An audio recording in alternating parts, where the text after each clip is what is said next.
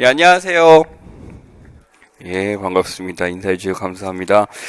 여기 보면 점프업 사회문화라고 이제 나와 있죠? 예, 그래서 연도 보시면 이제 작년에 이렇게 업데이트돼서 나왔던 문제고, 이제 2년 단위로 돌아간다라는 거에 대해서 말씀드릴게요. 그래서 내년 되면 업데이트 했는데, 그럼 새 교재 못 보는 건가요? 라고 했는데, 죄송하게 생각합니다. 하지만, 이제 출제진 평가원의 흐름 자체가 2년 단위거든요. 예, 그래서 작년 문제 유형이 바뀐 거 못 느끼셨죠? 바뀌었죠? 우선 기본적으로 난이도가 바뀌었어요. 난이도가 바뀌었고 출제 영역이나 이런 것도 약간씩 변화가 했어요. 변화가 있다는 걸 일찍 인지했기 때문에 준비를 좀 해서 다행이긴 한데 그러다 보니까 이번에도 같다라고 하고 내용적 면에서는 차이가 없겠다라고 해서 말씀을 드리고 싶습니다. 자, 맨 처음에 시험 가이드라고 해서 한번 펴볼게요. 시험 가이드라고 해서 한번 펴보게 되면은 나오는 거에 대해서 평가 영역 및 내용 요소 개발 원칙 해서 나와 있습니다. 이거 뭐 아실 거예요. 우리가 지금 사회 문화라고 써놨는데 이분법적으로 딱 써볼게요. 그러면 사회학이 있고 문화학이라고 안 하고 문화인류학이라고 하죠. 그렇죠? 근데 여기에 이제 보이지 않는 스며져 있는 게 하나 있어요. 바로 뭐냐면 연구 방법론.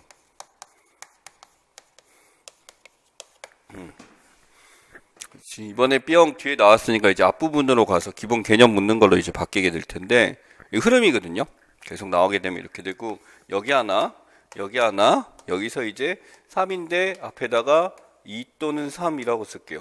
저는 분명히 얘가 이제 더 늘어나진 않아. 이 정도라고 생각하면 될 것 같아. 그 문제도 나오는 거 얘기해 줄게. 뭐 나오는지 얘기해 줄게. 진짜로. 진짜. 연구 방법 그 자체에 대해서 이번에 자료조사 방법 물었단 말이야. 그치. 그럼 그전에는 뭘 물었냐면, 이제 자료조사 전에 이제 연구 방법 이제 기초가 나올 때가 돼서 자료조사 나올 때가 됐기 때문에 그전 척도를 물었어. 기술을 물었어. 라고 한다면 이 연구 방법론은 이제 뭐가 나왔냐면은 양질에서요. 특징이나 이 과정이 나올 차례예요. 그래서 가치와 사실 문제나 이렇게 해서 베버의 기본론에서 연관해서 베버 여기서 냈다고 우기면서 이렇게 나올 거예요. 자, 기본에서 이렇게 촬영했기 때문에 분명 평가원은 만약 이걸 본다면 절대 되지 않을 겁니다. 근데 차례는 이래요. 차례가 뭐냐면 이 출제라는 영역 자체가 이제 흐름을 가보면은 이제는 알겠더라고. 이제 알겠어. 이제 얘네들이 어디서 다룬다라는 것도 이제 알겠고요. 인류학은 이거 말씀드릴게요. 인류학은 이번에 출제가 됐었던 게 문화인류학 이론에서 나왔어. 학자에서 나왔지. 그럼 이론이라고 나왔으면 이제 강론에서 나와요.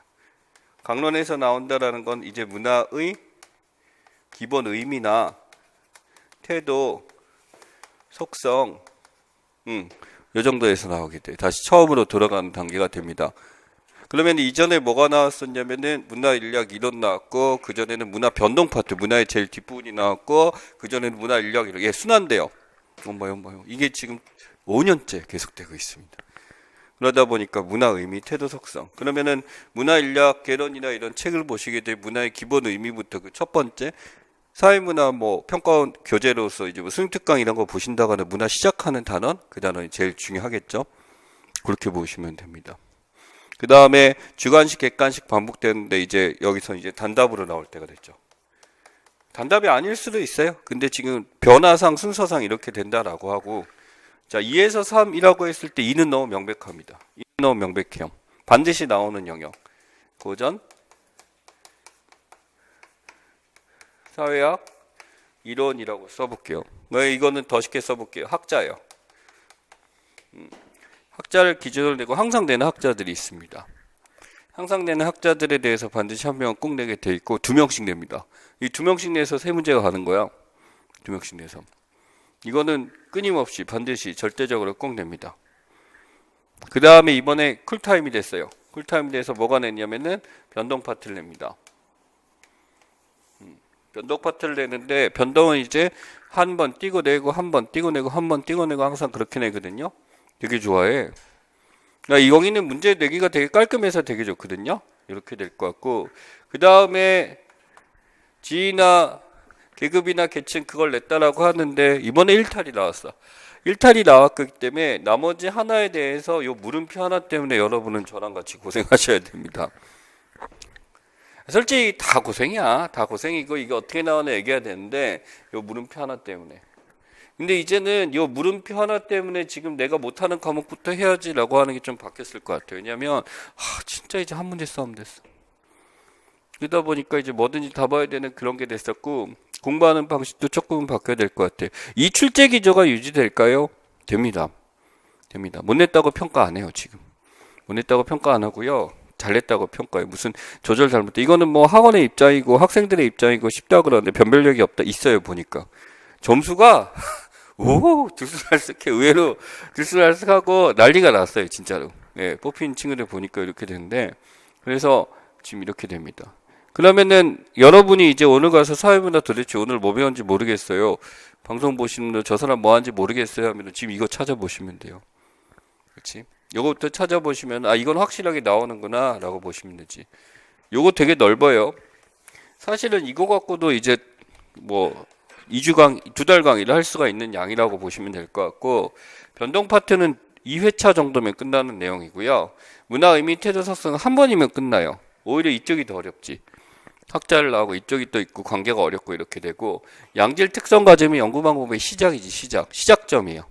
가장 시작점이 나올 거냐 자료 수집 방법이 나올 거냐 해서 이제 고민했었는데 자료 수집 방법이 나와줘서 이쪽으로 갔다라고 말씀을 드릴게요. 그래서 이런 식입니다. 여러분은 벌써 이제 11월 문제를 다 보셨어요. 강의는 이제 사실 거의 끝나도 돼요. 근데 이제 기억 아니니까 자, 이게 예측이라고 하고요. 요거는 뭐에 따라 지금 제가 한 거냐면 이거예요. 합리적 판단에 의거한 겁니다. 이 합리성이라는 거는 경제에서 얘기하는 것도 있고 정치에서 얘기하는 것도 있고 여러 가지가 있는데 요거는 사회학에서 얘기하는 합리적 판단이라고 얘기할게요. 첫 번째 예측 가능이란 거예요.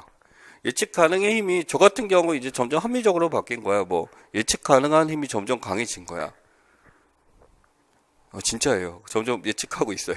네, 그래서 여기 지금 강해진 상태에서 여러분을 만나. 물 만났어 이제. 상태가 좀 있으면 안 좋아질 수도 있어. 근데 좋은 상태예요 지금. 예, 이 상태고 그 다음에 여기에 대해서 내가 어떤 것을 예측 가능하니까 결과에 대해서 예측 가능하다 보니까 합당하게 뭐가 가능하냐라고 한다면은 매니지가 가능하냐라는 거야. 내가 어떤 방법을 취하고 수단을 취하고 할 수 있냐라는 거지. 그럼 이 단어를 바꿔서 여러분들이 뭘 해야 되냐면 합리적 공부를 해야 된다고 생각해요. 그냥 막연하게 던지고 이런 것보다 내가 지금 이게 나온다고 했으니까 이런 걸 공부해야지. 이런 식으로 접근하셔야지. 구석탱이에 있는 거 안 나올 수 있으니까 이런까지 본다? 이건 제가 해요, 제가.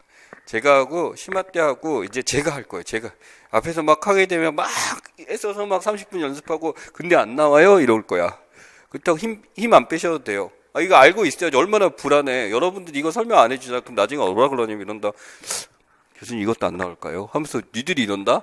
그러니까 그 전에 내가 선수 치는 거야. 내가 그냥 해버리고 내가 설명한다고 머릿속에 안 들어가잖아. 그러니까 이제 그렇게 해버리는 거예요. 물론 모르지 나올 수도 있다라는 거겠지만 그게 나온다라고 한다면 내용에 대해서 전달을 하고 어떻게 나온다 분명히 정리를 하게 될 겁니다. 이것도 같이. 그래서 합리적 공부를 하셨으면 좋겠어요. 그러면은 이렇게 물어보세요. 합리적 공부가 뭐냐라기보다는요. 합리성에 대해서 추상적으로 들어왔잖아. 이거 구체화하지. 합리적인 단어 베버가 얘기가 합리하거든. 내가 지금 합리적으로 하고 있냐에 대해서 제발 반문하셨으면 좋겠어요.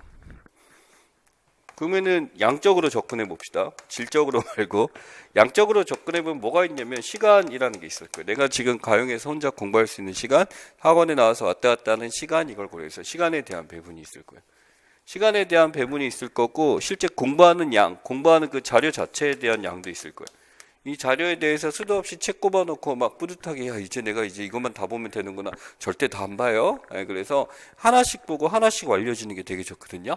그래서 자료에 대해서 또 이런 거 있어. 막 선배 합격자들 뭐 해가지고 뭐 대대로 내려오는 복사제로 짠뜩 꼽아놓고 그래서 얘네들이 막 문제 풀어놓고 막 옆에다 틀린 거 체크해놓고 이런 거 있지. 우리가 그거 볼 거 같지? 여러분들 그 학교 다닐 때 공부한 거 기억나죠? 객관식 같은 거 이렇게 공부하고 어머 틀렸어 어떻게 그래서 3번 체크하고 선생님이 5번은 막 이런 것 때문에 틀렸고 3번 이것 때문에 답이야 체크한 거 다시 본 적 있어요? 안 보잖아.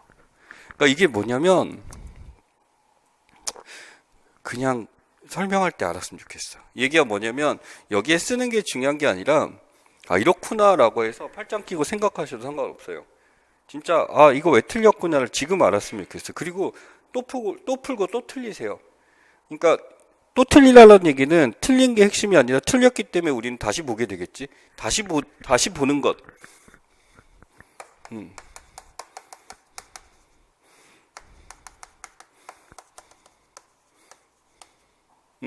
다시 볼 수 있도록 이렇게 공부를 해야 될 것 같아요. 구조 자체를. 이게 다시 본다는 얘기는 내가 아는 것을 다시 본다라는 거는 아는 걸 확정짓는 거고 내가 몰랐던 건데 다시 봄으로써 몰랐었네 하면서 알게 되면 알게 되는 거잖아. 밀이란 사람이 그 얘기했죠. 진리에 대해서 이런 거에서 틀린 말을 들을 필요가 있느냐 할 때 그 말이 틀린 말인 거 알게 되면서 내 말이 진리임을 정확하게 확인하게 된다. 자유죠. 자유로운 공부죠. 그게 바로. 그래서 다시 보는 게 되게 중요해요. 그러니까 내가 알고 있다는 착각을 안 하는 게 되게 중요하고 사역에서는 진짜 제일 중요한 영역이라고 저는 생각을 합니다. 질이라고 얘기할게요.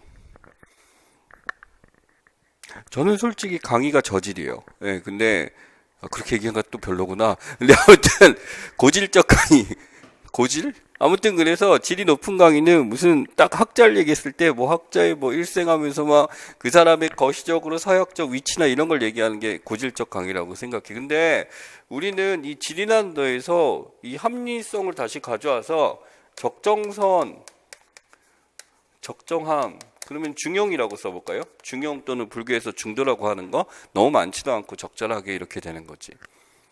중용을 지켜야 될 것 같아요.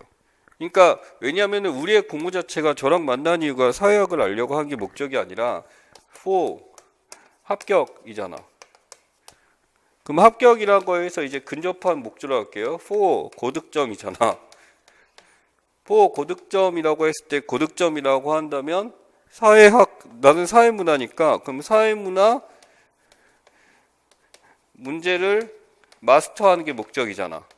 그럼 마스터라고 한다면은 사회문화에서 확실히 나온다는 이론이나 개념을 마스터해야 되잖아. 출제라고 해서. 출제 이론과 개념 마스터해야 되잖아. 그럼 출제 이론과 개념이 아닌 것들에 대해서는 안 보는 게 맞는 거지. 아니 이게 되게 연역적으로 쭉 해봤어. 연역적으로 쭉 해보면은 이걸 해야 되는데 가끔 뭐가 있냐면 출제 이론 개념도 아닌데 뭐 갑자기 이런 거 갖고 막 보면서 너무 재밌어 하면서 이걸 보는 거야. 그러지 말라고. 한다면 보질 마. 나만 볼게. 응? 이게 나중에 사회문화에서 나타나는 현상이에요. 그래서 요것만 보셔야 돼요. 요거. 그럼 이게 이 책이 그거예요. 이 책이 그거니까 다른 거에 대해서 볼 때 이 책과 관련하는 부분은 훅 하고 넘어갈 수 있는 자신감이 있어야 돼. 보지 말라는 게 보는 거 언제 보냐면 쉴 때. 쉴 때도 사회학 책 미친 거죠. 근데 아무튼 쉴 때도 쉴 때 보는 거예요. 왜 안 나오는 거 알잖아. 그리고 우리 시험 기간 경험한 거 있잖아. 평소 때 뉴스는 하나도 안 보고 드라마도 아침 드라마 그거 왜 보냐고 하는데 시험 기간 때 아침 드라마 왠지 왜 저래? 하면서 이거 보게 되잖아. 그런 거 같은 심리인 것 같아요. 그래서 이걸 기억하셨으면 좋겠습니다. 어떤 걸 봐야 되냐라 해서 말씀드리고 싶었어요.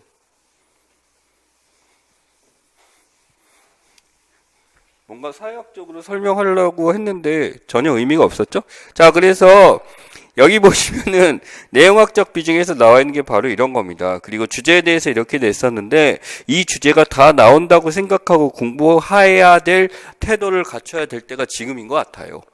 그리고 이제 5월달 되면서 이제 기출을 보게 되면서 이제 기출도 한정을 짓고 내가 문제풀이 들어가게 되면서 제가 이제 제시합니다. 요 정도 영역에서 나올 거야 하면은 그때부터 같이 한정 짓고 가는 거야. 근데 한정이라 그러면 그것만 보면 되나요? 다른 지식이 있었을 때 한정이 가능해. 그냥 인간 자체가 한정적이면 안 돼. 알겠어요? 넓어진 걸 좁혀야지 원래는 한정적인 인간이에요. 나에게 더 이상 많은 지식을 요구하지 마세요. 이거는 지금 잘못된 태도예요. 지금 다 보셔야 되는 게 맞다라고 말씀을 드릴게요. 자, 그래서 평가에서 이렇게 있고 괜히 이런 거 지루하게 설명 안 하겠습니다. 사회학 이론 해가지고 한번 들어가 보죠. 책 디자인 봐, 그죠? 이쁘죠? 사약 이론 해가지고 넘어가 보시면 출제 동향 분석이라고 한번 보시면 될 것 같아요. 최근 5년 출제 빈도 5년 동안 6번 나왔대요. 그 거꾸로 얘기하면은 무조건 나온다라고 하는 파트죠. 예, 그래서 여기 보시면은 교환이론 꽁 드디륵 김디륵 김디륵 김배 뭐배 뭐디륵 김배 뭐디륵 김배 뭐 징하죠. 예. 그러니까 요 두 사람이 나오는 거지. 여러분은 그래서 만약에 찾는다라고 한다면 디르켄과 베버에 대해서 잘 아시는 게 중요하고 추천하는 책 얘기할게. 사회학에 의해 하늘사회학 좋습니다. 기본서죠.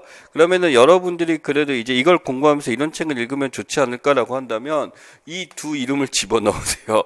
이 두 이름이 같이 들어간 책을 추천합니다. 알겠나요? 3권 나올 거예요. 3권. 출판돼서 살 수 있는 건 2권 있을 거예요. 2권. 2권.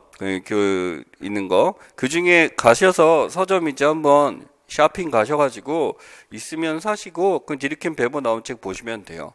처음엔 안 읽히고 디르켄베버 수업 듣고 나면은 이제 그래서 이랬구나라고 아시는 순간 돼요. 여러분 이 방법은 디르켄베버 문제를 푸는데 가장 좋은 공부 방법입니다. 최고입니다 이게. 그리고 실제 이 방법은 제가 개발한 것도 아니고 학생들이 했습니다. 학생들이 디르켄베버 하도 중요하다고 그러고 제가 나올 때마다 이러다 보니까 혼자 막 정리하다가 그냥 서점 가서 이렇게 봤는데 그 책이 있길래 저한테 소개를 해줬어요. 또 다른 분이 이 책을 또 소개해 주셨었는데 읽어보는데 오 이런 거야. 그러니까 그것만 연구하신 분들, 이거 어려운 책이 아니야 절대. 어려운 책이 아니라 디르켄의 입장에서 말도 해보고 베버 입장에서 말도 해보고 이 사람은 이런 얘기를 했고 하면서 하는데 모든 개념이 다 들어가 있어요. 출제 될 만한 개념들이 다 들어가 있고 그것을 아주 잘 풀어서 써주신 책들이에요. 디르켄 베버 들어간 책들 보시면 알 거예요. 이거 얘기하시는구나. 이거는 뭐 가서 보시면 좋아요. 그래서 저는 3, 4월 1, 2월 달 요거만 정복하고 가잖아요. 사역은 거의 절반 끝났어요. 왜냐면 이 사람이 주장했던 내용들이 이어져서 뒤에 일탈도 되고 다 되고 그 개념의 출발점이거든. 사역의 아빠거든. 아빠 엄마야. 둘 다 남자예요. 아무튼 그래서 사역의 부모님들이신데 근데 이분들이 다 하셨어요. 이분들이 다 하셔가지고 이렇게 됐고 여기서 이제 이 말을 또 써요. 마르크스도 들어가도 상관없어. 3대장 그러는데 제가 매년 이제 언젠가는 갈등론을 다루겠지라고 맨날 얘기를 해요. 찍는 척 하면서. 왜냐면 그냥 그물을 쳐놓은 거야. 혹시 나올지 모르니까 불안해서. 근데 이제는 확정지었어. 안 나올 것 같아. 자꾸 안 내. 마르크스를 낸다라기보단 요 개념 같아요.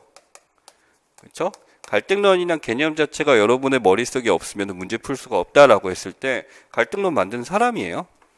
그렇죠? 이렇게 이해하시면 될 것 같아요. 그리고 마르크스의 기본 이론 자체가 확장이 돼요. 이 확장이 됨으로써 이회에 나오는 수많은 이제 후학들이 있어. 학자들, 프랑크푸르트 학파트 이렇게 있는데 이 사람들을 내요. 이 사람들 내는 이유를 얘기해 봅시다. 마르크스의 이론은 굉장히 뛰어납니다. 근데 마르크스의 이론이 지금 현실상에 맞아요? 안 맞아요? 안 맞죠. 그래서 안 내. 그러면은 이 사람이 그렇게 중요하고 사회학에서 큰 영향을 미쳤는데 이 사람을 낼 수가 없어. 안 맞아서. 그럼 이 사람의 이론 자체에 대해서 아직도 그게 남아있는 사람들이 후학들이지. 이 후학들이 이 이론들을 어떻게 했을까? 수정하고 보완했겠지. 요걸 내지. 그러니까. 요 사람들. 하마스, 그람시, 다렌도르프. 그러니까 베버. 그치? 이런 사람 내는 거야. 그러니까 이쪽 영역을 여러분들이 알기 위해서는 당연히 뭘 알아야 돼? 얘를 알고 그 다음에 얘를 알 수밖에 없게 됐지. 그래서 이제 이걸 공부하시게 됩니다. 그래서 얘가 나온다라기보단 얘 후학들 해서 나온다라고 하고 변동에 대해서도 얘기 많이 했지. 공산주의 사회가 도래한다라고 얘기했잖아. 변동 얘기한 거야 거기서. 그러니까 변동론과 관련해서 당연히 봐야 되고 그렇죠.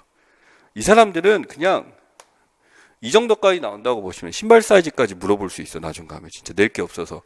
좋아하는 음식? 막 이런 거 낼 수도 있어요. 디저트? 막 진짜 다 내. 그냥 다 내는데 지금은 제가 보건대 출제하는 게 사회문화 교과서에서도 나와 있는 개념들, 근데 이 사람들이 얘기했던 거 이 수준에서 냈던 것 같다면 이젠 그 이상도 확장될 수 있겠다라는 것까지 온 것 같아요. 왜냐면 우리가 이만큼 냈으니까 니네 이 사람들 중요한 거 알겠지? 그러니까 좀 잘 보지 않겠니? 라고 한 것 같아. 한 번에 두 사람 낼 때도 있고 한 번에 그냥 이 문제씩 낼 때도 있고 하니까 자세하게 보시면 좋아요. 그래서 한 명씩 접근하셔도 좋고요. 아니면 이렇게 보셔도 좋고. 근데 그 짓은 안 했으면 좋겠어요. 그 짓은 제가 해요. 뭐 디르켐 사회의 불언론이나 베버 프로테스탄주의나 자본주의 정신 이런 책들 있잖아. 그런 책들을 보는 거는 아닌 것 같아요. 물론 그 책을 보게 되면 이 사람들의 개념이 잘 나와 있긴 한데 그 서술까지 가는 거는 제가 보기에는 그거보다 더 효율적 방법, 합리적 방법이 있을 것 같아요. 그래서 원전에 대해서는 제가 추천을 드리지 않겠습니다. 합격하고 보세요. 여러분이 사회 분업론을 볼 날이 왔으면 좋겠어요. 자, 그래서 그렇게 하시면 됩니다. 이런 데서 있고 이 사람들 말고 다양한 사람 있잖아요. 다크호스 얘기할게요. 머튼이라고 있어요. 되게 좋아해요, 이 사람. 되게 좋아하고요. 잘 내요. 잘 내는데 머튼의 아노미를 내거나 아니면 머튼의 증거 집단 내거나 이 사람의 개념들을 내거든요. 개념. 이 사람이 만들었던 개념을 내는데 그냥 이 사람이 나올 수도 있는 거지, 쉽게 얘기해서. 이걸 머튼을 따로 분류를 안 해놔, 출제 분류할 때. 근데 이 사람의 개념인 줄 아는데 그냥 머튼이 나왔던 거예요. 저는 이 정도 분량에서 이 사람은 무조건 나온다면 이 사람은 나올 가능성이 가장 높은 사람? 이보다 훨씬 높지. 그래서 이렇게 정리하시면. 그럼 이거는 이거 다음이에요. 이거 하시고 이거 다음으로 이렇게 보시면 돼. 그러면은 고전사역 이론에서 지금 이 바닥에서 한 문제가 나와요. 요 바닥에서 한 문제가 나오고 심지어 몇 문제까지 출제 방향 따라 두 문제까지 나온다라고 인식하시면 될 것 같아요. 사역을 공부했다라면 아는 사람들이야. 이렇게 돼. 그렇지?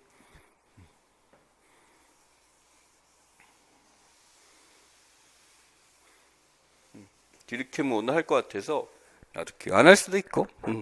자, 그래서 여기서 보시면은 쭉쭉 나와 있고 서다평에서 지금 나와 있는 거 보니까 이렇게 나옵니다. 과거에는 또 상식적 상호작용론 파트를 되게 좋아해서 내긴 냈었는데 역시 이것도 나올 수도 있습니다. 근데 지금은 이쪽으로 맞춘 것 같다. 기본부터 맞춘 것 같다라고 생각을 합니다. 자, 한 페이지 넘겨볼까요? 사회학의 기초. 디르켐 지워야 되네. 디르켐 얘기 나오면 안 되니까. 사회학의 기초라고 하게 되면은 쉽게 얘기해서 봅니다. 이런 단어가 나왔어요. 저 섹션 1. 책이 나왔어. 책이 나오면 이제 들여야 돼. 뭐야 이 책? 이렇게 되면서 해야 돼. 그럼 이 책에서 여러분한테 알았으면 좋겠다라는 게 지금 보니까 맨 처음에 성격이 나왔잖아요. 되게 나쁜 책이에요. 성격이 나오면 안 되고 이전에 뭐부터 가르쳐 줘야 돼? 뭐부터? 의미부터 나와야 되겠지. 의미 다음에 속성이 나와야 되니까 나쁜 책이야. 후자예요. 근데 봤더니 성격이라고 불려놓고 일본에 개념이 나와 있어. 아, 이랬구나. 그러면 이렇게 의도하시면 좋을 것 같아. 의미를 묻는 게 아니라 문제는 뭘 물을까? 성격을 물을 거다라는 의미로서 이렇게 서술했다라고 보시면 될 것 같아요. 근데 여러분 공부는 뭐부터? 의미부터 보시면 될 것 같지. 그럼 의미라고 한다면 여기 뭐 학이잖아. 학 배우는 거야. 배운다. 연구한다. 그치? 배운다, 연구한다라는 걸 썼어. 그럼 무엇을? 목적어가 나와 있지. 사회를. 왜 다 했어? 이게 의미야. 그치? 근데 여긴 더 멋있게 써놨죠. 사회를 배운다, 의미한다, 연구한다라는 거에 대해서 맨 처음에 사회를 배우기 위해서는 무엇을 관찰해야 되냐? 사회를 배우기 위해서 이제 목적이 있을 거예요. 그래서 여기서 관찰 대상이 있어. 관찰 대상이 뭐라고 나왔어요? 사회 현상이라고 나와 있지. 그래서 거기 보세요. 사회 현상을 이라고 나와 있어. 또 방법론이 나와 있어. 방법론. 방법론이 어떻게? 무슨적? 과학적이라고 나와 있어. 과학적이라고 나와 있어. 그 다음에 행위동사 나와 있어. for 무엇을? 이 사회 현상을 뭐 하려고? 이해 또는 어떻게? 설명. 다 있어요. 사회를 배운다가 그냥 사전적 의미라고 한다면 이게 사회학이에요. 그러면 사회학을 이렇다라고 한다면 사회현상을 과학적으로 이해하고 설명하려는 학문. 오, 잘했어요.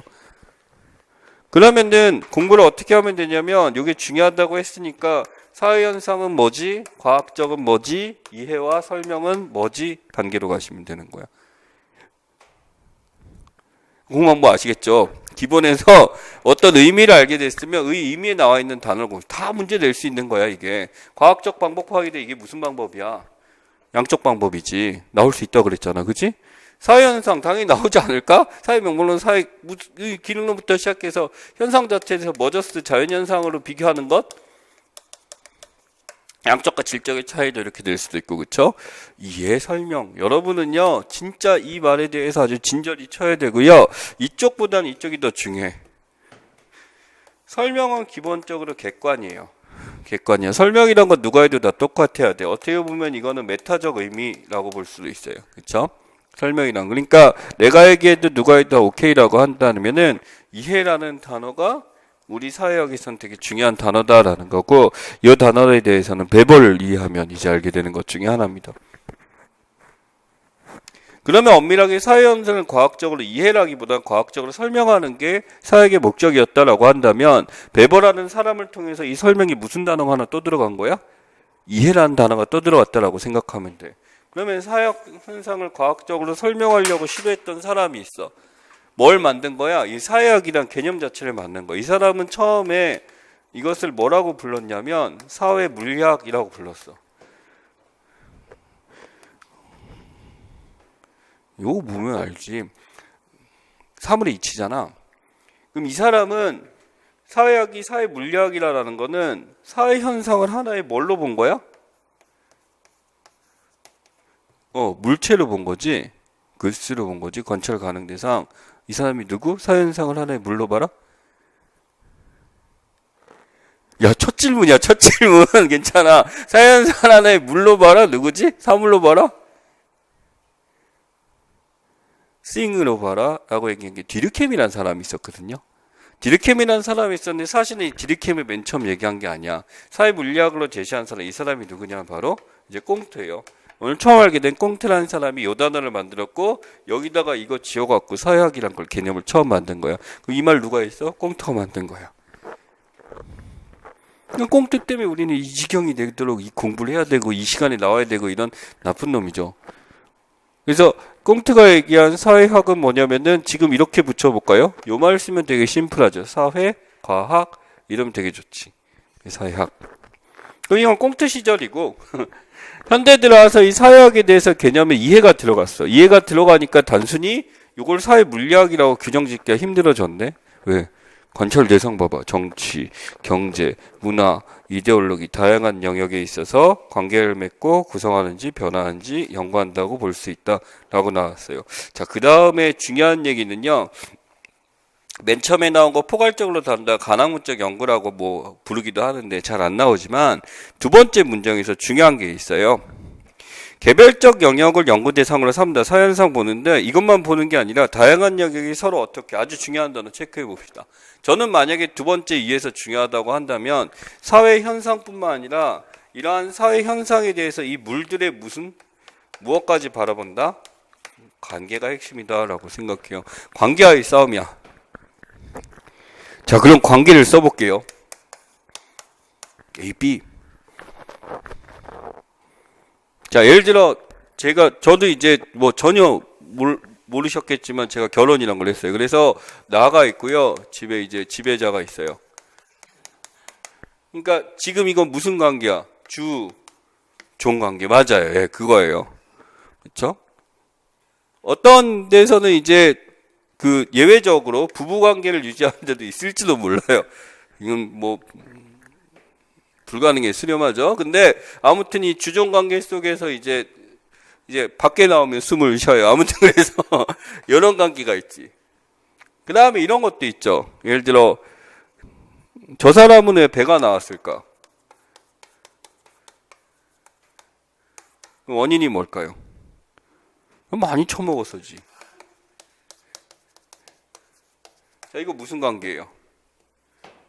인과관계지. 지금 대충 오죠. 관계를 본다라는 게 주종관계 또는 병렬관계가 있지. 병렬관계도 있고 뭐 주종관계도 있고 이런 인과관계도 있고 수많은 관계들이 있죠. 이러한 관계들을 연구하는 게 뭐라고? 사회학이라고. 그럼 이 대상은 뭐야? 수많은 사회현상들 내가 될 수도 있고 체제가 될 수도 있고 여기다 연결되고 이런 걸 보는 거다라고 하는 거지. 그러면 꽁트는 이전에 어디까지 한 거야? 관계 이전에 어떤 사물을 관찰하고 현상을 관찰하는 단계에서 이제 시간이 되면서 이렇게 관계까지 오게 된 거야. 근데 이 관계에 대해서 봐봐. 나와 지배자. 저는 이걸 주종관계로 보죠. 근데 그 계시는 지배자께서 어떻게 봐요? 항상 이제 입에서 항상 나는 평등을 강조하니까 남편이 이걸 해야지 라고 말을 해요. 이 강의 안 봐요, 그 사람은. 자, 그래서, 그리고 5분을 안 보기 때문에 지금 20분이 지나서, 처음에 확인하고 이상한 얘기 했을까봐? 근데, 이 사람은 평등한 관계라고 인식하고 있어요. 그쵸? 왜 여러분들 부모님도 예전에 그랬잖아. 그 아버지께서 이제 뭐, 니네 하고 싶은 얘기 한번 해봐. 선생님, 아빠는 개방적이니까. 라고 하면서 이미 답이 있으시잖아, 근데. 그러니까 본인은 개방적 태도를 취하고 우리는 뭐야. 그냥 위에서 그냥 보수적 태도로서 그냥 닫혀 있는 거잖아. 그러니까, 나의 입장과 이 사람의 관계를 바라보는 게 같아요? 달라요? 달라요. 그 사람의 입장에서 보는 것, 이 사람의 입장에서 보기도 해야 되고, 이 사람의 입장에서 봐야 돼. 이 사람의 입장에서 어떻게 보고 있지는 설명이 아니야. 그게 뭐야? 그게 이해야. 다시 한번. 내 입장이 아니라 상대방의 입장에서, 이렇게 보는구나. 이 사람의 입장에서 이렇게 보는 거. 이게 뭐야? 이해야. 이해하시겠죠? 그러니까 이게 개개인의 심리 상태, 동기 의도에 따라 달라지는 것을 발견했어. 누가? 베보가. 그래서 이 단어가 들어간 거야. 그래서 물 보기도 하고 관계 보기도 하고 이 관계를 다 설명할 수가 없어. 그 관계에 속해 있는 사람마다 같지 아니하니까 같다고 본다는 영역에서 이제 같지 않을 수도 있다는 영역이 발전되기 시작했어. 그러면서 사회학의 지평이 넓어지기 시작한 거야. 그러면서 어떻게 됐냐면 물과 관계에 대해서 사람보다 바라보는 것은 다르다라는 거지. 그치? 그러면 사회학은 바로 무엇과의 싸움이냐라고 하냐면, 자, A 입장, 여기 갑의 입장에서 보는 거랑 을의 입장에서 보는 거랑 병의 입장에서 보는 거랑 다르지. 자, 앞에서 볼 때랑 저 뒤에서 봐요. 덜 못생겼죠. 그러니까 이게 뭐냐면 어느 입장에서 보냐에 따라서 다르잖아. 뒤에서 봤는데 못생겼 뒤에서 똑같습니다 교수님 이러시면 안 돼요. 진짜 다르잖아. 얼굴 안 맞잖아. 그러니까 이거 바로 뭐냐면 뭐에 대한 문제. 자, 뭐에 대한 문제. 자, 관점 얘기합니다. 사회학은 관점의 학문이에요. 그러면은 바로 이 관점이 뭐가 되냐면은 디르켐의 관점, 베보의 관점 하셔야 되지만 이 사람들이 정해야 된 관점들이 있어. 두 가지 나누지. 거시가 있고 미시가 있고. 거시가 되게 되면 여기서 기능이 있고 갈등이 있고 이렇게 나뉘게 되지. 크게 한번 써봤어요. 안중에 알고 있으니까. 이 관점에 따라 사회 현상, 사물이나 관계들을 봐. 그럼 뭐가 보여?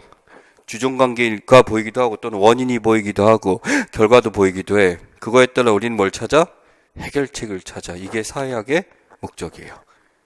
다양한 관점을 통해서 사회현상이나 관계를 살펴보고 여기에 대해서 원인을 발견합니다. 자, 그러면 여기에 대한 대책을 찾아가보자. 이게 사회학의 목적이야.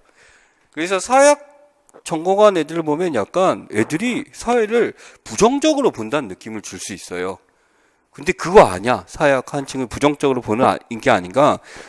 지금 세상이 너무 잘 돌아가. 세상이 너무 잘 돌아가고 문제가 없으면 이거는 사회학 입장에서는 볼 가치가 없는 거야. 왜? 잘 돌아가는데 이걸 무슨 원인을 분석하고 어쨌든 왜 저렇게 이쁠까? 라는 거에 대해서 원인을 분석해볼까? 이쁜 게 뭐, 이쁘면 소중한 거야. 뭐 이렇게 해버리면 끝이잖아. 의미가 없잖아. 그러니까 뭐냐면 뭔가 트러블이 생기고 문제가 생겼을 때 그때 사회학이 등장해서 다양한 관점에서 원인을 찾고 해결을 찾는 거지. 그러니까 사회학자들은 항상 볼 때 문제점이 있고 뭔가 트러블이 있고 갈등이 있는 것을 바라볼 수밖에 없어. 그래서 사회학자들 보면 다 갈등론자 같이 보일 수도 있어. 그래서 교수들 보면은. 근데 그렇지 않아요.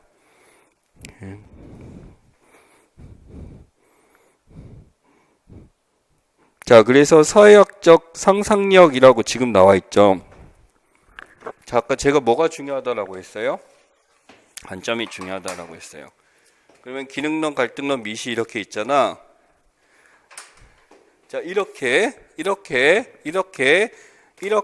다양한 관점들이 있어요. 다양한 관점들이 있는데 사회학적 상상력이랑 이러한 다양한 관점에서 볼 수 있는 힘이라고 할게요. 이게 사회학적 상상력이야. 사회학자는요 절대 한 방향에서 봐서는 안 돼요. 사회학적 상상력에 대해서 뒤에 여러 가지 설명들이 나왔지만 다양한 관점에서 바라본다. 이게 핵심이다 라고 말씀을 드리고, 그래서 여기 보세요. 사회적으로도 볼 수 있어야 되고 역사적 관점에서도 볼 수 있어야 되고 관계적으로 구조적으로 종합적으로 하여튼 여러 가지 방법으로 볼 수 있어야 된다라는 거지. 그럼 다양한 관점 보기 위해서 내 눈은 어떻게 해야 돼? 좁아야 돼? 넓어야 돼? 넓어야 돼? 라는 거죠. 여러분 거시하고 미시하고 이거 남녀 간에는 기본적으로 차이가 있어요. 차별 아니에요. 거시하고 미시하고 미시적으로 잘 보는 게 누구지? 어떤 세밀하게 이런 걸 관찰하고 이런 걸 잘 보는 사람? 작은 것들 잘 안 놓치는 사람들. 여자야, 여자. 그럼 거시적으로 보는 스타일들. 쉽게 대충 보는 인간들. 남자들이야, 남자들. 그러니까 세심하게 못 보고, 그러니까 이런 거야. 관점이 달라. 집에 딱 들어갔어. 집에 딱 들어가는데, 들이 이렇게 들어가는데, 나는, 그러니까 얼마 전이었어. 얼마 전에 이제 그 지방에 이제 어르신들 인사드리고 집에 왔는데, 난 들어왔을 때 문 딱 켜는 순간 이랬거든? 야, 깨끗하다. 라고 했어요. 근데 이 친구는 불 딱 켜는 순간, 저거 언제 다 지워? 아니, 난 아무리 봐도 깨끗해. 모든 물건이 제자리에 있고 이렇게 되는데, 이 친구는 그 밑에 떨어진 머리카락이 보이는 거야. 왜 저렇게 힘들게 저런 걸 굳이 봐가면서 살지라는 거지. 이거 방이 더러우면 출근할 때 치운다라기보다 나중에 치우면 되잖아. 그래서 출근할 때 굳이 이거를 안 보고 가면 마음 편하잖아. 갖다 치우면 되는데 이 사람은 출근할 때 항상 문을 한번 열어봐. 아유, 이러고 나가. 그 짐을 얹고 살잖아. 관점의 차이, 나는 거시가 아니라 그냥 회피였군요. 자, 그런데 어찌됐든 간에 거시적과 미시적의 차이가 그런 것 같아요. 그러니까 거시라는 건 전체적인 구조와 미시적인 구조에 대해서 이렇게 바라보는 것의 차이가 아닐까라고 생각합니다. 근데 여자든 남자든 둘 다 조화를 이룰 필요가 있죠. 한쪽에 대해서 보는 것과 전체를 보는 거에서 되게 중요하지. 주차를 잘하는 게 그래서 남자라고들 해요. 왜냐면은 주차를 한다는 건 남자들 입장에서 여자들 보기에는 위험해 왜 다 해 이런 얘기를 하는데 남자들 괜찮아 하면서 해. 그러다 박을 때도 있어 물론. 근데 여자들이 이제 운전을 시작할 때 주차를 처음 시작하면 뭐만 보여요? 왼쪽 백미러만 보여요. 하면서 이렇게 가. 그럼 뭐가 안 보여? 오른쪽이 궁이지. 그러니까 뭐냐면 한쪽만 보게 되는 거야. 그러니까 이게 하면서 설명했는데 그게 안 보여. 난 여기 집중하고 있거든. 하나에만 지금 몰두하고 있거든. 그러니까 그런 차이가 어떻게 보면 시야에 대해서 이제 바뀌어야 된다. 시야가 반드시 넓게만 보는 게 중요한 게 아니라고 했어요. 넓게만 보면 중요하잖아. 개개인의 입장도 바라보고 다양하게 바라볼 수 있어야 되겠다가 사회적 상상력입니다. 그래서 이 사회적 상상력은 거기 보시면 기억과 니은의 설명들이 나와 있어요. 감성 높여주고 적극성을 띠는 자세 되게 추상적 단어를 나와 있죠. 이렇게 추상적 단어들은 출제를 못하는 거야. 그럼 구체적인 게 나오겠지. 구체적인 건 바로 아래 뭐 있어요? 기든스가 유형을 정리했어. 자, 유형하시면 별표 하나 쳐주세요. 이유 말씀드릴게요. 사회적 상상이 뭔지 알았어. 밀스가 얘기한 거. 이래갖고 또 물어보는 사람이 있어. 교수님, 저희 학교는 사회학적 상상의 밀스가 저희 사회가 기본 교재였거든요. 이거 중요하지 않을까요? 시작하는데. 그럼 나는 이렇게 얘기할 수밖에 없어. 중요해요. 보세요. 이렇게 얘기할 수밖에 없지만, 이게 문제 출제를 이렇게 축약하다 보면 이렇게 추상적 단어를 하면 잘 못 내요. 객관성이 없어서. 그럼 뭘 좋아하냐? 여러분 지금 뭐가 나와 있어요? 유형이란 단어 나와 있지. 무슨 유형? A 유형. A가 중요한 게 아니야. 무슨 유형하게 되면 이거는 누가 내기 좋은 거야? 평가원이 출제하기 좋은 영역이다라고 생각하시면 돼. 나왔을까 안 나왔을까? 나왔었죠. 나왔었고 이게 뭐가 더 중요하냐로 안 내는 것 같아.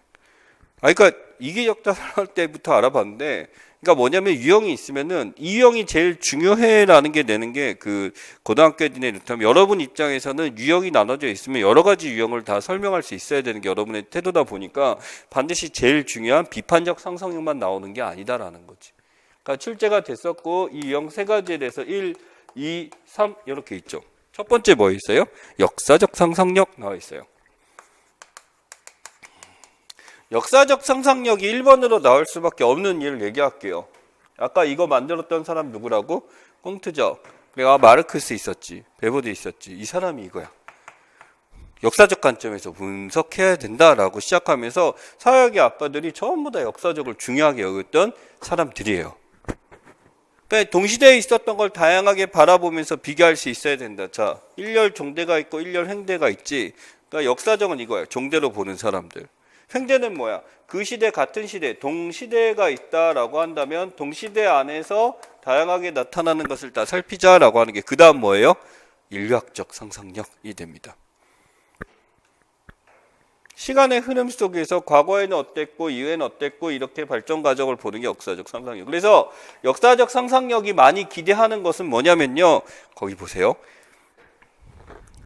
현재 사회 모습과 과거 역사에서의 과거와의 비교를 통해 현재 사회의 역사적 특성을 이해한다. 현재의 역사적 특성에서 여러분이 기대할 게 뭐냐면은 철저하게 역사적 사고를 갖고 있는 사람들은 이것을 기대합니다. 발전을 기대해요.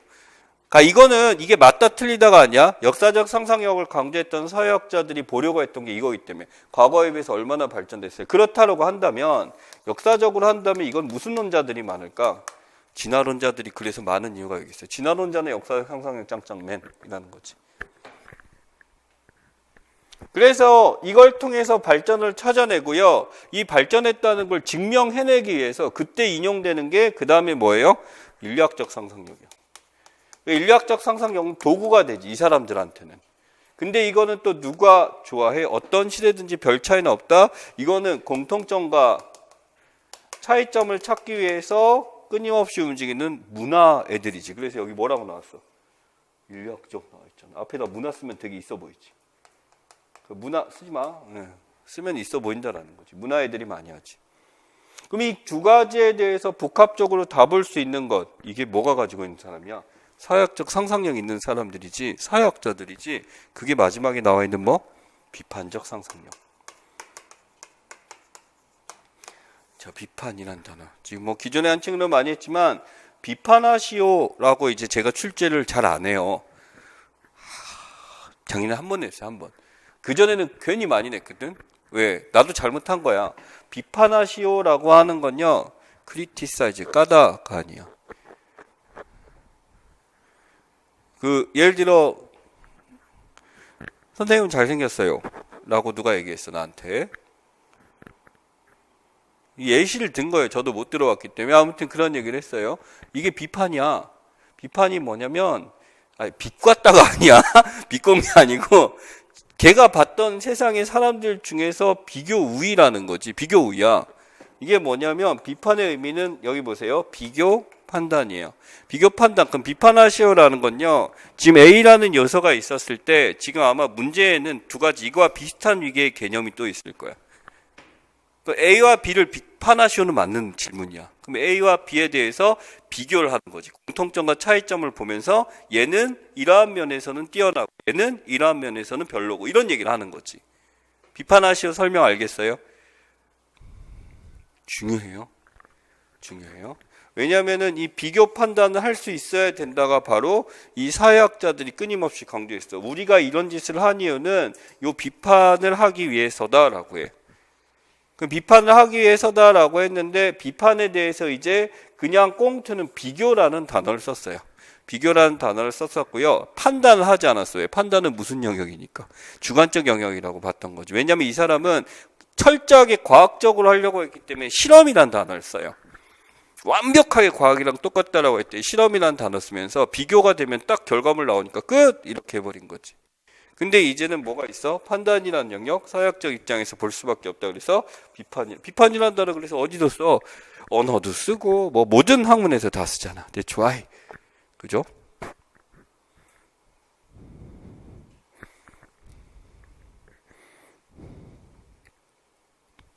자, 그래서 여기 보시면 비판적 상상력을 갖는다라고 한다는 건 두 가지가 다 갖춰져 있어야 돼요.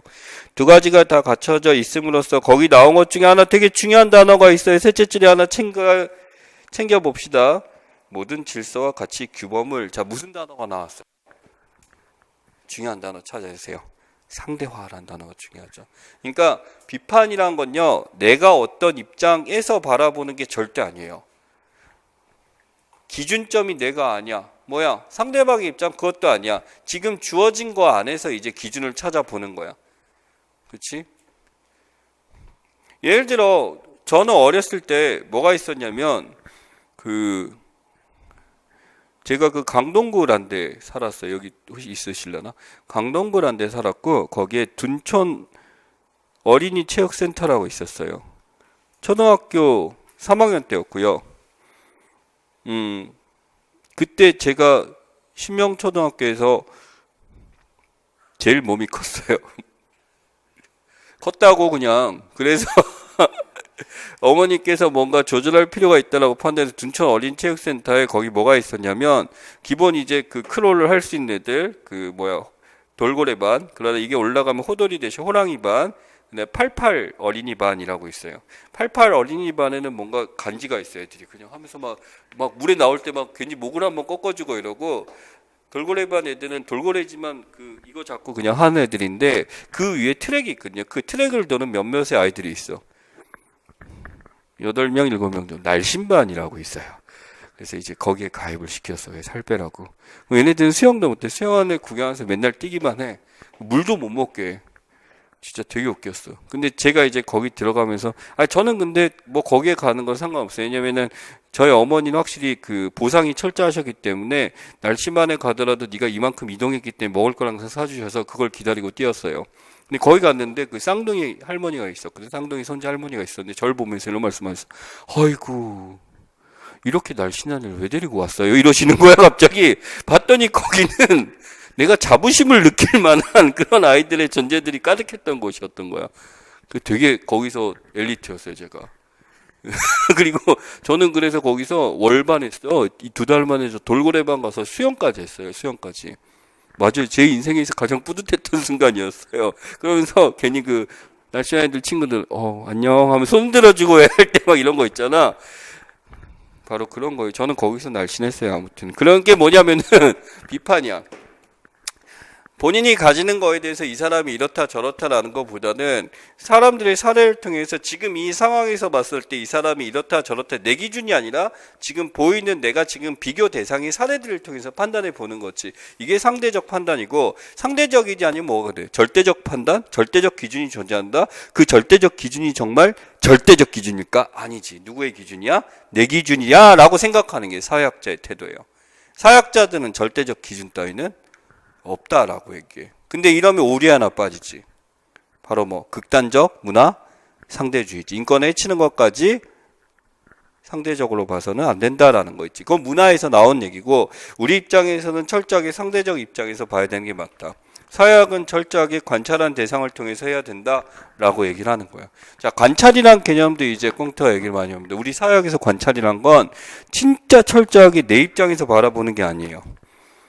누구나 볼 수 있는 그걸로 설명을 해줘야지, 나만 볼 수 있는 걸 설명하면 사회학적 태도가 절대 아니다라고 말씀을 드리겠습니다. 자, 그래서 비판적 상상력을 이랬죠. 맨 마지막에 뭐라고 나와 있어요? 대안적 미래라는 말을 꺼내버렸어요, 이 사람이.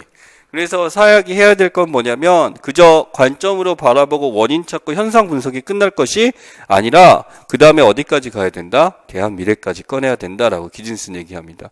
요 기든스를 읽고 싶으시면 학교에서 사회학 수업 다 들으셨죠? 못 들으신 분도 있을 거야. 전공이 달라서 처음 하신 분도 있는데, 그때 요새 트렌드 여러분 시대 때 아마 3, 4년 전이니까 3, 4년 전? 5년 전 이렇게 있을 수 있죠? 교재 현대사회학 쓰지 않았어요? 앤서니 기든스? 다른 거 썼어요? 이게 많이 봐요. 이게 많이 보고, 이 책도 좋은 점이 있어. 좋은 점이 있는 게 사실은 가장 잘 쓴 사회학 교재라고 생각해. 그러다 보니까 사회학 교수님이 제일 많이 쓰기도 하는데, 다른 거 쓰시는 분들은 본인이 이제 속해 있는 사회학 교재를 써요. 사회학 교재 되게 많거든. 본인이 이제 발담근데 어느 챕터 쓴데 막 이런 거 쓰시기도 하고. 저도 이제 이걸 봤어요. 이걸 봤는데 되게 좋은 책입니다. 그리고 중고 책으로 워낙 많이 풀려 있는 책 중에 하나이기 때문에 구판도 상관없어요. 하나 구입해서 보시면 이렇게 기든스란 말이 나왔을 때 이 기든스가 쓴 파트, 요 파트에 대해서 한번 읽어보시면은 개념이 잘 잡혀요. 그 용도로 사시라는 거야. 제가 2권 있는데 한 권은 아마 4,000원에 샀어요. 4,000원에 샀고, 그러니까 헌책방에서 원래 심판이 있고 구판을 그렇게 샀는데 이 파트만 보시면 되는 거예요. 새로운 영역을 요구하는 게 아니니까 그런 용도로 쓰시면 돼요. 기든스는 꽤 미친 영향이 되게 큰 사람 중에 하나예요. 기든스 입장 얘기할게요. 기능론, 갈등론 이렇게 어떤 한도에 천착된 게 아니라 이 사람은 이걸 제시한 사람이지. 이 사람은 그래서 한 가지 관점 제시하네. 그래서 좋은 사회학 교재인 거야. 이 사회학 교재들이 한쪽에 제시해 하늘 사회학의 문제가 약간 갈등론을 풍부하게 좀 써놓는 경향이 없잖아 있어요. 그러다 보니까 문제가 돼요. 그러다 보니까 하늘이. 그런 것처럼 갈등을 기반으로 하기보다는 다양하게 본 거에서 이치에 괜찮다라고 말씀을 드리겠습니다. 자, 그 다음에 보시면 사회문화 현상을 바라보는 관점. 사역적 상상력에서 했으니까 관점 이제 봐야지. 그런 관점에 뭐가 있는지 봐야지 라고 하는 파트입니다. 잠깐 휴식 취했다가 뭐 읽으실 분은 읽어보시고 그 다음에 진행하도록 하겠습니다.